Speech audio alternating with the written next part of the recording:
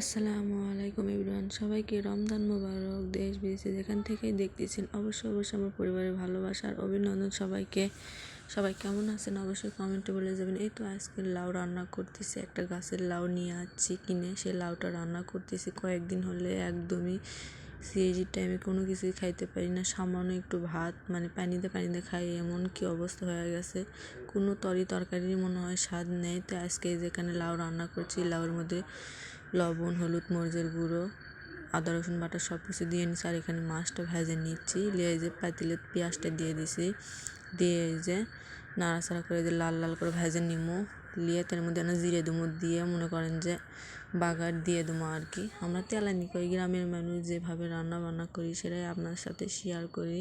আমার মাও নানির থেকে আমার রান্না বান্না শেখায়, সেটাই আপনাদের সাথে শেয়ার করি। আমার রান্না বান্না ভিডিও যদি আপনাদের কাছে ভালো লেগে থাকে অবশ্যই আমার পাশে থাকবেন, আমার পরিবারকে সাপোর্ট দিবেন, ভালোবাসা দিয়ে এগিয়ে নিয়ে যাবেন। এই তো বাগার দিয়ে দিছি অলরেডি, এই যে ভালো করে কষে নিচ্ছি। লাউটা এত সুন্দর ছিল, আপনাদের কি আর কমু, লাউয়ের ছবিটা দেখাইতে পারলে মনে হয় অনেক খুশি হইতাম, এত সুন্দর লাউটা ছিল আর কি।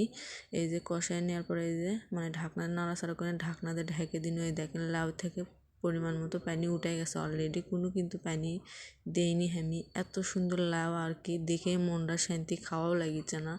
রোজা থেকে রান্না করতেছি আর করছি, যে এতই মনে হয় স্বাদ হবে তরকারিটা, কিন্তু কি করবো কারণ মুখের রুচি হচ্ছে সব থেকে বড় কথা। কি যে হয়েছে, কয়েকটা দিন হলে একদমই খাইতে পারি না আর কি, সেরির টাইমে একদমই ভাত খাইতে পারি না, এমন অবস্থা হয়েছে।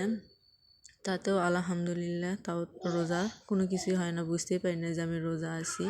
এই যে পরিমাণ মতো ঝোল দিয়ে দিলাম, দিয়ে নাড়াচাড়া করে ঢাকনা দিয়ে ঢেকে দেবো আর কি।